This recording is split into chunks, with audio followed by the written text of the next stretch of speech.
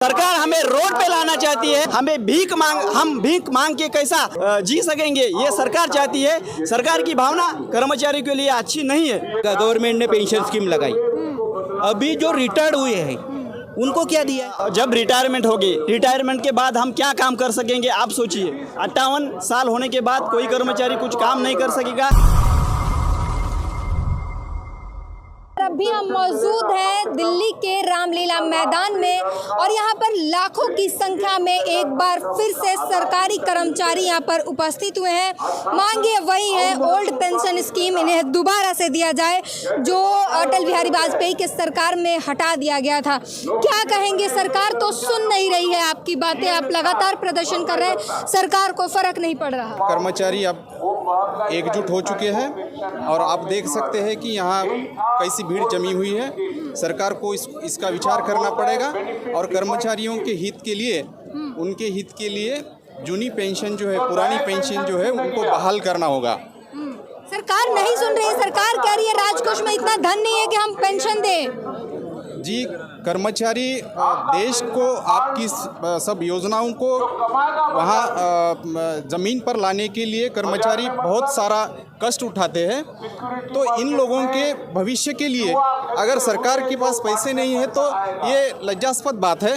सारे पैसे मंदिर बनाने में, विकास करने में, देश का विकास में और मंदिर में पैसे खर्च हो गए। पहला आपका प्रश्न है कि सरकार के पास पैसा नहीं है। सरकार के पास तब पैसा आएगा जब कर्मचारियों का 10% पैसा है, वो सरकार कर्मचारियों का 10% उनके वेतन से अपना 10% और उस पर ब्याज कंपनियों को दे रहे हैं। अगर ये जो पैसा है 10% और कर्मचारियों का पैसा गवर्नमेंट अपने पास रखते हैं तो कर्मचारियों का पैसा का सरकार के पास आ जाएगा ना।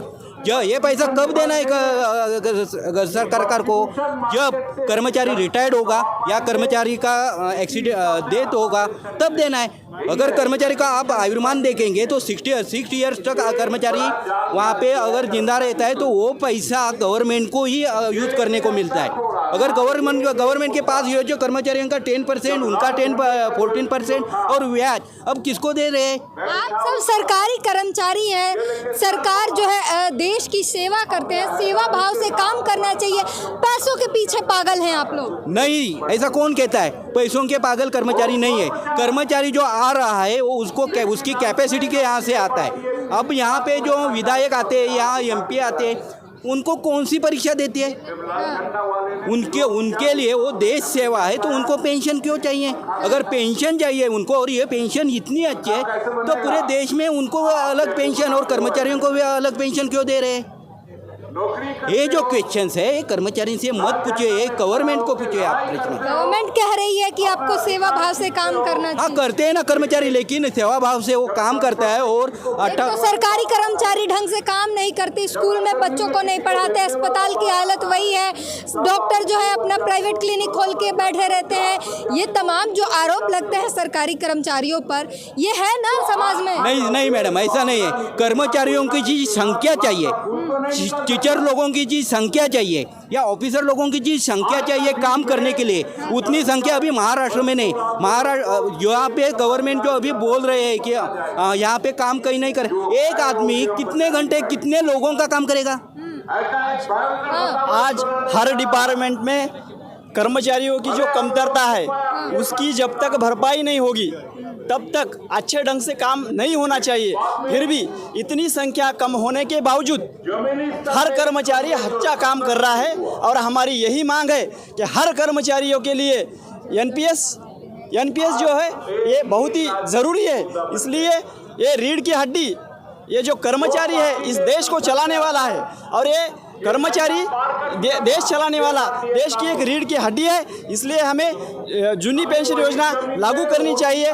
जब तक ये कर्मचारी सुखी नहीं होगा तब तक ये देश अच्छे तरीके से नहीं चल सकेगा। ये हमारी भावना है। अभी जो यहाँ पे गवर्नमेंट बोल रही है तो देश की हमारी जनगणना क्यों कर रही है? कितने कर्मचारी है उसमें? और कर्मचारी नहीं है तो देश चलेगा कैसा? जो शासकीय यंत्रणा है जो हम कहते हैं वो अगर नहीं रह पाएगी। सरकार कहती है आप लोग एग्जाम में ड्यूटी देते हैं, जनगणना करवाते हैं, इलेक्शन में ड्यूटी देते हैं, तमाम काम जो होते हैं करते हैं, तो सरकार उसके लिए अलग से कुछ पैसे भी देती है? नहीं देते, कर्मचारियों को नहीं देते। और इलेक्शन कितने बार ले हम, उसके लिए कोई तो क्वालिफिकेशन होना चाहिए ना।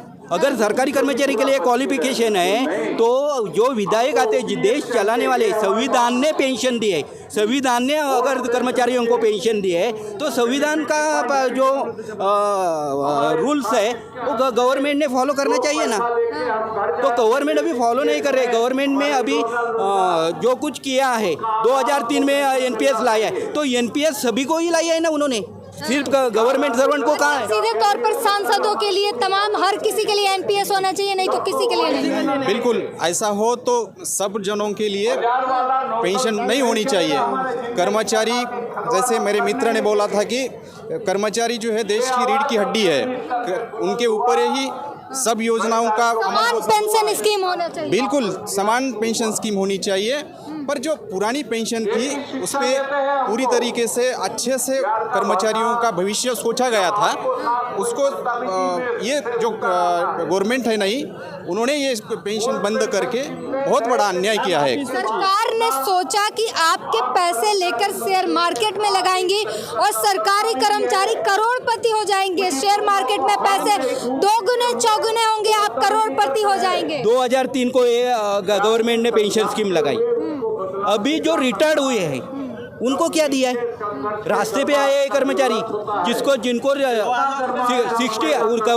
गवर्नमेंट ने ये जो सभी है ये सीआरए के पास दिया है। सीआरए कौन सी है? सीआरए को कौन चलाता है? कोई नहीं जानता है। सीआरए के पास जो पैसा जाता है तो पैसा जाने के बाद वहाँ पे 60% उनको एन्युटी में रखना पड़ता है और 40% में पेंशन देंगे। कितना? अगर वो रिटायर्ड हो जाता है तो लास्ट उसका पेमेंट है 40,000, तो उसको पेंशन कितनी मिलती है? 2,000 नहीं तो 3,000।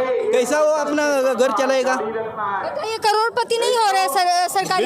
बिल्कुल गलत बात है मैम। जो हम जब रिटायरमेंट होगी, रिटायरमेंट के बाद हम क्या काम कर सकेंगे? आप सोचिए, कुछ भी काम नहीं कर सकेगा। 58 साल होने के बाद कोई कर्मचारी कुछ काम नहीं कर सकेगा, इसलिए उसको पेंशन चाहिए। और जो हमें पेंशन मिलने वाली है 58 साल के बाद, हम रिटायर होने के बाद, उस साल सिर्फ हमें हर महीना 2,000-3,000 रुपये पेंशन मिल रही है। ये फैक्ट है। आज हमारे कुछ कर्मचारी जो रिटायर हुए हैं उनको अभी 2,000-3,000 रुपये पेमेंट मिल रही है, सैलरी मिल रही है। और जिनको जूनी पेंशन योजना लागू है उनको 40,000 रुपये, 25,000 रुपये उनके रैंक की वजह से उनको उतना लगा हुआ है। लेकिन ये गलत बात है। हम मालामाल होने वाले नहीं है। हम सिर्फ हमारा घर चलाने के लिए, हम जब रिटायरमेंट हो गए। शेयर बाजार में कभी पैसे डूबते हैं, कभी दोगुने चौगुने होते हैं। शेयर बाजार का भरोसा थोड़ी है। बिल्कुल शेयर बाजार का भरोसा नहीं है। और हमारी यही मांग है कि हमारे जो रिटायरमेंट के बाद जो हमारी इन्वेस्टमेंट हो रही है शेयर मार्केट में, वो गलत है, वो होनी नहीं चाहिए। क्योंकि शेयर मार्केट ये अनिश्चितताओं का खेल है। आप लोग करोड़पति होना ही नहीं चाहते, सरकार चाहती है करोड़पति बनाना, आप होना ही नहीं चाहते। बिल्कुल गलत बात है। सरकार हमें रोड पे लाना चाहती है। हमें हम भीख मांग के कैसा जी सकेंगे, ये सरकार चाहती है। सरकार की भावना कर्मचारी के लिए अच्छी नहीं है। सरकार की भावना कर्मचारी के लिए अच्छी नहीं है मैम। आप लोग करोड़पति नहीं होना चाहते? नहीं, करोड़पति नहीं है। आमदार और खासदार जो 5 साल में काम करते हैं वही 5 साल में उनको जूनी पेंशन मिलती है। और हमारे कर्मचारी 58 साल करके भी कुछ भी नहीं मिलता है, पेंशन नहीं देते हैं। ये गलत बात है, हमारे कर्मचारियों पर अन्याय है ये। इसलिए हम ओल्ड पेंशन जरूरी मानते हैं।